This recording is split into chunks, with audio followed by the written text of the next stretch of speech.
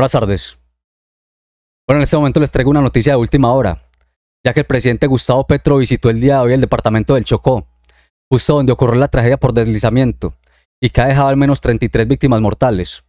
El presidente Gustavo Petro declaró la zona como desastre natural, así que quiero que escuchemos estas importantes declaraciones.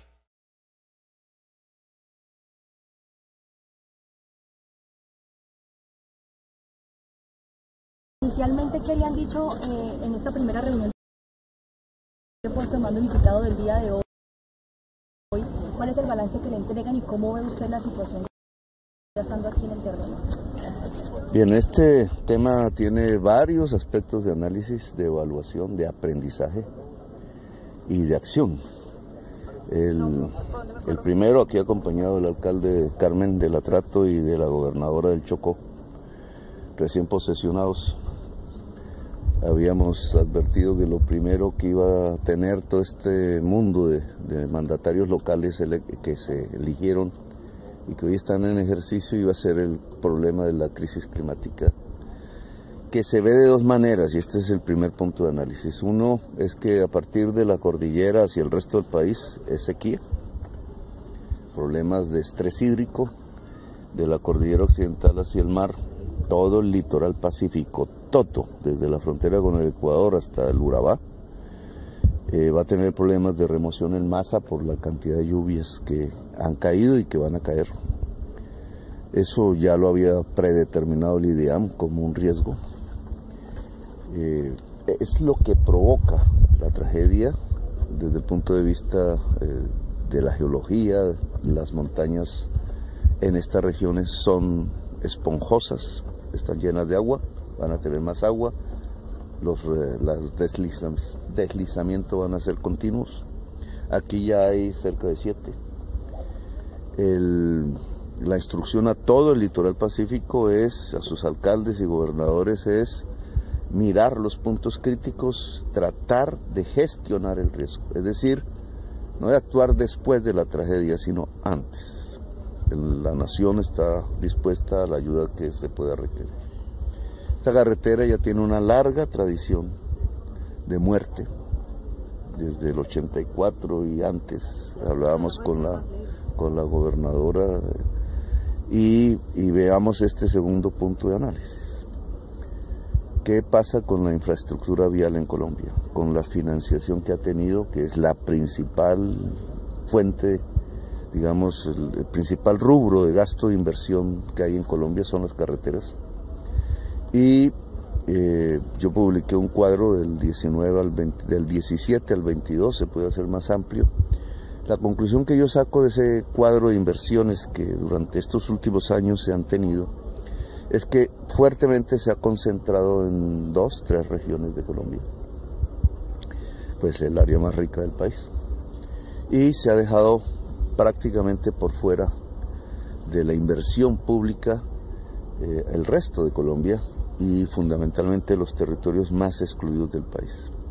Esa desigualdad, voy a explicarlo, ustedes ya después esa desigualdad en la inversión pública trae una serie consecutiva de decisiones políticas al interior de los gobiernos nacionales, que en mi opinión ha sido perversa. En todas las carreteras prácticamente que la ciudadanía demanda están efectivamente en inicio y en vigencias futuras, que es una palabreja técnica que significa una obligatoriedad del gobierno nacional para irlas financiando. ¿En dónde está el problema? En que políticamente las obras que más presión tienen desde el punto de vista de la riqueza, del comercio, de decisiones, incluso de fuerzas sociales y políticas, se cobran mayor velocidad por decisión, y las obras que son de los territorios excluidos de muchos departamentos de Colombia, la mayoría de la geografía nacional, son ralentizadas. Es decir, en ese sistema de vigencias futuras serán financiadas, pero en mucho más tiempo que las obras que le han dado mucha velocidad. Han sido decisiones políticas que tienen como consecuencia en concreto, por ejemplo en esta carretera, que está administrada por el Invías, es una carretera nacional. Su inversión se alenta, llevamos ¿cuánto, gobernadora? No se ha terminado, 20 años de construcción, aún falta 1 kilómetro. Y peor aún, no solamente se han ralentizado, sino que el volumen de inversión es muy inferior por kilómetro al de las vías que por decisión política se han acelerado. Y eso hace que, por ejemplo, no haya un tratamiento de taludes. La causa técnica, más allá de la crisis climática, que produce esta serie de derrumbes en la carretera, que hizo que las personas que venían en carros, en camiones, etcétera, quedara quieta, porque fue un derrumbe atrás, otro derrumbe adelante, y se concentraran en la casa, lamentablemente, 50 personas en una casa, y allí sobre la casa cae el derrumbe, es una falta de inversión en taludes. No propiamente en la carretera rígida, sino en el manejo de las montañas cercanas a la carretera, porque no se le presupuestó el dinero. Porque para este tipo de carreteras hay una presupuestación pobre en regiones pobres, y en las zonas más ricas del país hay presupuestaciones ricas para obras muy poderosas. Ese es el segundo punto de análisis. En este momento, la concentración de personas que hubo en la casa ha provocado hasta el momento 33 víctimas encontradas, 10 no identificadas. Hay que hacer una labor para saber esas personas, sus familias, etcétera, quiénes eran. Hay 10 personas no encontradas, que por eso todavía hay actividades. A todas las familias de las víctimas, mi sentido pésame. La labor que se está realizando en este momento, que empezó con bomberos municipales, con el ejército, la policía, con la defensa civil, con la Guardia Indígena. Y aquí este es un punto también de análisis. La primera noticia que surgió del desastre fue acusar a las comunidades indígenas de la parálisis de los transeúntes en la vía. Eso fue una calumnia y fue un acto de racismo execrable por parte de un medio de comunicación. Aquí nunca se detuvo por parte de una comunidad a las personas que sufrieron el alud de tierra. Fue sucesivos derrumbes que detuvieron la circulación en la carretera. Se puede hablar de otro tipo de responsabilidades, menos de que las comunidades indígenas tengan una responsabilidad. Eso, desde el punto de vista de la información suministrada al país, fue un acto de racismo y de xenofobia. Ahora, la posibilidad de más derrumbes está vigente aquí en este mismo punto. Ha habido 2 días de sol, el riesgo es menor, pero apenas recomiencen las lluvias, todo el personal que está en la actividad y quienes estén aquí siguen en riesgo. De la montaña, esta montaña que está aquí, puede seguir cayéndose sobre nosotros incluso en este momento. Presidente. Ese riesgo tenemos que mitigarlo. Esperamos encontrar pues los cadáveres de las personas, ojalá que las personas no estuvieran muertas. Y vamos a tomar una serie de decisiones. Exacto. ¿Habrá ayudas para las familias de estas víctimas? Esas ya se están suministrando. Mañana llega un avión de la FAC. Las tareas inmediatas son las siguientes. 1, se va a declarar pues desastre. Ese decreto de desastre tiene un efecto concreto, que es que podamos trasladar recursos de unas partidas presupuestales a otras. 500.000 millones de pesos se van a trasladar de la ANI, la Agencia Nacional de Infraestructura, a Invías, para que se pueda acometer no solamente el final de la obra y se termine en este año, sino lo que no se hizo desde que se inició la obra, que es un trabajo pues de aseguramiento de taludes que permita seguridad en la vía. Esos 500.000 millones en este año parcialmente en un buen trecho de la vía podrán, y partiendo de los puntos críticos, podrán ayudarnos a garantizar que esta vía sea muchísimo más segura de lo que es hoy. Continuaremos en los años que siguen, pero lo primero que queremos es ponerle la velocidad a la vía que nunca tuvo, por lo que ya expliqué. Y segundo, lograr que no solamente la inversión sea para un asfalto, un cemento rígido, sino para la seguridad de la vida, que es precisamente que estas montañas no sean riesgosas para las personas que transiten por ella. Vamos a crear un puente, porque como va a seguir lloviendo, las posibilidades de uso de la vía van a ser menores. Hay una especulación en tiquetes aéreos, que las empresas que la están haciendo pues merecen nuestro rechazo. Con la muerte no se especula, eso es un negocio de la sangre. Y entonces vamos a crear un puente aéreo con la Fuerza Aérea para que por lo menos el tema de alimentos en Quibdó, en el resto del Chocó, pues no sufra alteraciones debido a que esta vía va a tener múltiples interrupciones de acuerdo a las circunstancias en los próximos 2 o 3 meses. Ese es otro de las acciones que vamos a tener. Va a haber una reunión aquí de todo el gobierno la semana que viene, jueves exactamente, todo el gobierno nacional con los alcaldes del Chocó, todos, ojalá, y con la gobernadora del Chocó para no solamente mirar lo que ha acontecido con la vía, sino otros aspectos que tienen que ver pues con una dura situación. El Chocó es el departamento más pobre de Colombia, siendo el más rico en potencial de vida, como ustedes lo pueden observar aquí a nuestro alrededor, y eso no puede continuar. La transformación del territorio es el objetivo de este gobierno.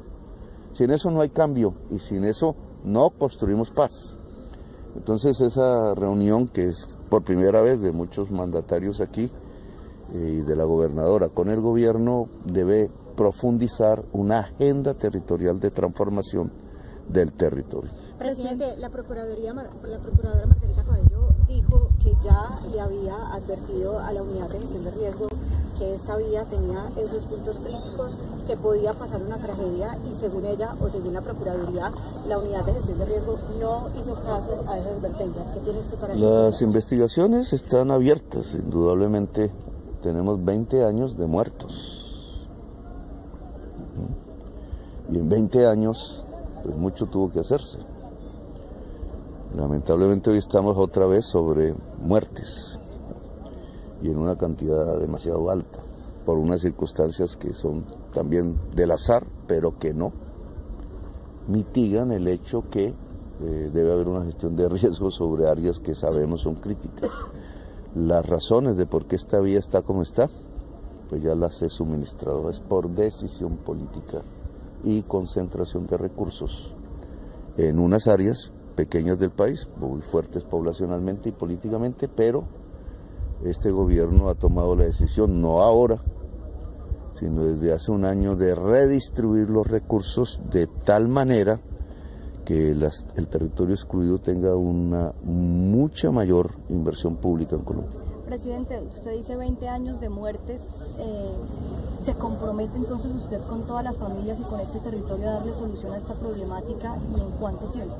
El decreto de desastre, jurídicamente como se llame, habilita para este año el traslado de los recursos.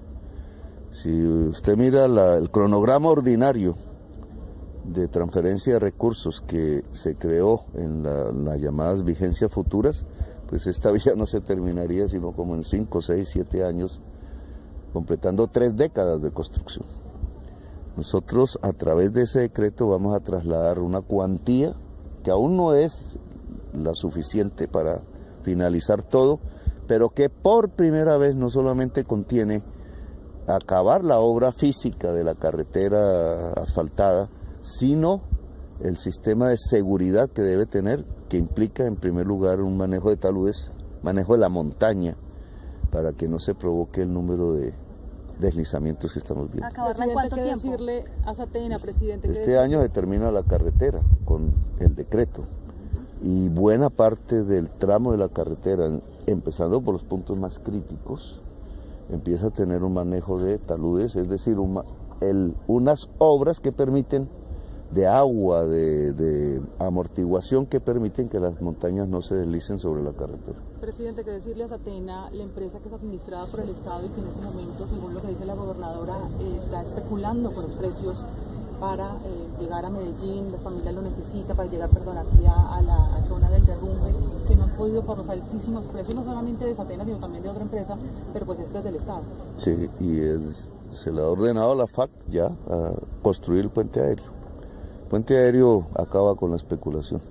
Las responsabilidades administrativas de quienes dirigen Satena en este caso y las otras empresas que son las jurisdicciones de la aeronáutica civil, pues comienzan de inmediato. El ministro de Transporte aquí presente ha dado la indicación a la aeronáutica para que tome las medidas conducentes. Presidente, y acá en los trabajos, las obras que se están adelantando aquí en la zona del derrumbe, más de 200 personas y la maquinaria que vemos, ¿van a incrementar esas capacidades o se van a...? Se necesita una maquinaria ligera, la montaña puede venirse todavía y una maquinaria pesada podría provocar otro desastre.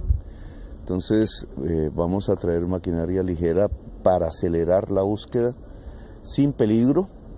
Si continúan las lluvias hay que tener ya un plan especial para las personas que aquí están buscando a las víctimas. Presidente, ¿ese decreto de emergencia aplica solo para esta vía Quibdó-Medellín o otros ejes viales del departamento? Decreto de desastre. El desastre debería ser aplicable a todo el litoral pacífico incluso. Pues bien, ya escuchamos las importantes declaraciones que ha dado el presidente Gustavo Petro desde la zona del desastre. Y como él mismo lo dijo, ese decreto de desastre tiene como efecto concreto el poder trasladar recursos de una partida presupuestal a otros. 500.000 millones de pesos se van a trasladar de la ANI a Invías para que se pueda acometer no solamente el final de la obra, que se termine obviamente en buenos términos, sino lo que se hizo desde que se inició la obra, que es un trabajo de aseguramiento de aludes, que permite la seguridad en la vía. Así que es algo fundamental para esta población que se ha visto afectada por años. Como el mismo presidente lo dijo, desde hace más de 20 años vienen ocurriendo este tipo de tragedias y los gobiernos anteriores no han hecho nada por solucionarlo. Así que este anuncio es bastante importante realmente para la población del Chocó y regiones aledañas. También, como lo dijo el presidente, en los próximos días, más concretamente el próximo jueves, habrá una reunión de todo el gobierno en el Chocó para seguir analizando esta situación que se vive en el departamento, justo en estas épocas de lluvias, que es donde más tragedias se ocasionan. Así que les quería dar a conocer este importante anuncio y estas declaraciones del presidente Gustavo Petro, que considero que todo el país deben conocerlas, porque ya sabemos que los medios de comunicación tradicionales se dedican a distorsionar las palabras del presidente Gustavo Petro cada vez que él emite algún tipo de declaraciones. Pues bien, amigas y amigos, por hoy dejemos esta información hasta acá. No olviden compartir el video, dejar su like y nosotros nos vemos en un próximo video con un tema de relevancia para el país. Muchas gracias.